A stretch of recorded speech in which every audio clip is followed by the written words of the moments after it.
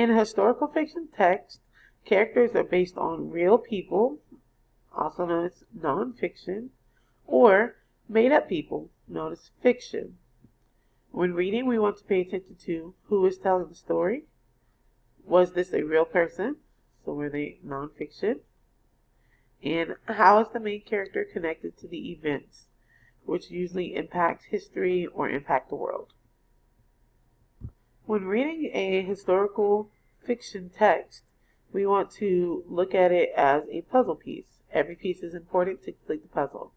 So today we're focusing on characters, which are the people and animals who are important to the story.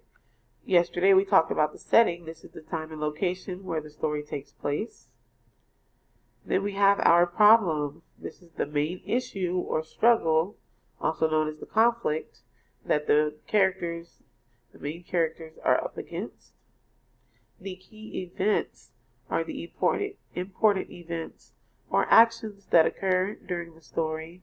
And then we have our solution. This is the way the characters solve the problem.